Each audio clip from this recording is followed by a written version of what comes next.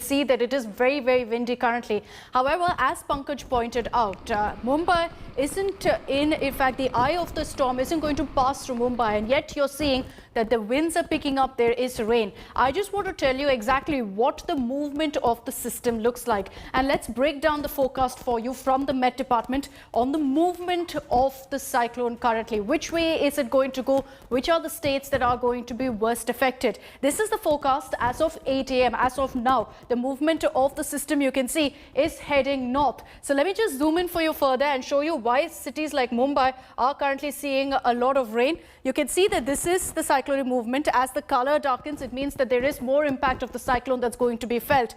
It's not directly hitting Mumbai. However, it's moving very close to the coast, which is why you're seeing very heavy rainfall along this entire area. It's moved beyond places like Raigad and Ratnagiri, very, very close to Mumbai currently. It is going to further move northward. And let me just zoom in for you further there to show you which areas are going to be impacted by this particular system. As it moves further, districts like Palghar, which are also on high alert, will face the brunt of the cyclone. But as I mentioned, you're not going to be seeing the cyclone, the system itself, touch any of these parts. It is, however, going to move into Gujarat. And let me just show you what the forecast looks like for the next few hours as well.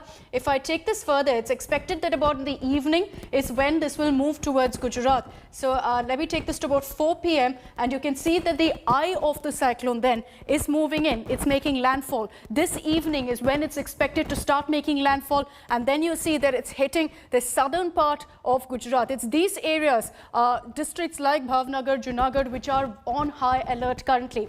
Heavy rain is expected in Gujarat. Wind speeds are expected to pick up as well. And from this evening till tomorrow morning, we're hearing that the maximum impact of the cyclone will be felt in parts of Gujarat. However, along the entire western coast, there is a high alert. I want to take this across now to our other reporters who are joining us, because remember, for the last few days, there has been heavy rain, heavy winds in several parts along the western coast. Saurabh Bhaktania is joining us live now from the state of Goa, which has also borne the brunt of this cyclone. Saurabh, good morning.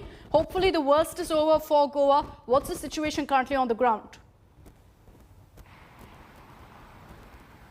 Good morning, Akshita. The cyclone Taukte may be having a landfall in Gujarat, but it passed very closely from the state of Goa. Yesterday, let me tell you, whole day it was very windy and it was raining very heavily till late in the night. 2 people have lost their life till now, but the situation is yet to be ascertained because Goa's Chief Minister Pramod Sawant has clearly said that cyclone Taukte has created a havoc in the state of Goa. Not just 2 people have died, over 500 trees have been uprooted. Here in the visuals also, let me show you this. Still, so many trees have fallen down in this particular area as well. This is the Panjim. And in the interiors of Goa, Akshita, so many houses have damaged. Over 200 houses are damaged. The most important part, the GMC, the Goa Medical College Hospital, there in 15 minutes the electricity supply was down. But by the grace of God, this is what the CM Pramod Sawant clearly said, that there was a proper power backup. There was no interruption in oxygen. Now, in the maximum part of Goa, Akshita, let me tell you, there is no electricity as well. There is going to be a water shortage because all the electrical poles are completely uprooted by the cyclone Taukte, and this is what the situation is on ground in Goa.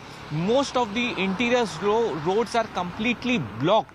Highway was cleared yesterday late night by the NDRF team, but the interior roads are completely blocked and it will take few more days to clear them.